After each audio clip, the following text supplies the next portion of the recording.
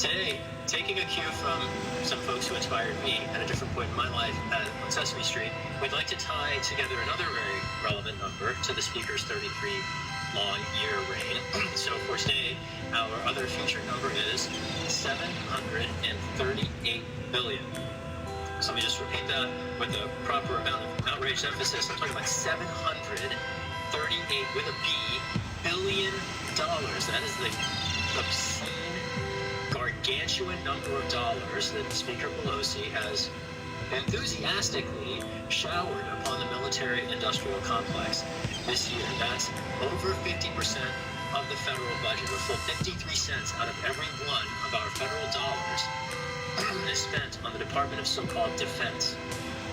And I would raise the question, who exactly is Speaker Pelosi speaking for with this budget that she engineered and ran through Congress? Is it because she's hearing from San Francisco constituents that we want to support the most bloated military budget in history? We're the most progressive city in the country. Who in San Francisco is saying that we desperately want and need more tanks and F-35 Joint Strike Fighters, more aircraft carriers, more nuclear weapons, more endless wars? Is she hearing from us that we the people would rather our tax dollars go to defense contractors than our grossly underfunded schools? Or the 1 in 3 renters who are going to face eviction? Or who had struggled to make housing payments in July? Or any of our last-ditch attempts to prevent the climate catastrophe that is already here and killing Californians today?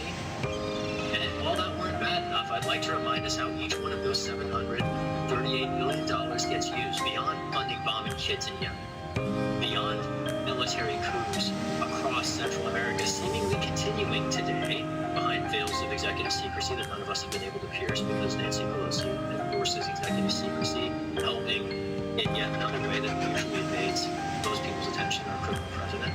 And don't forget Donald Trump's shiny new Space Force, which Nancy Pelosi approved.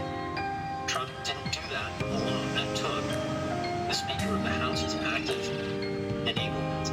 And that's where the $738 billion is going used. And because that cash mountain is ultimately distributed by the executive branch, led by our criminal president, Pelosi has given the man that she herself calls senseless and dangerous and immoral, while expanding his domestic spying authorities. She has given that person $750 billion to hand out, yet claims to be the leader of a so-called resistance. That's not resistance.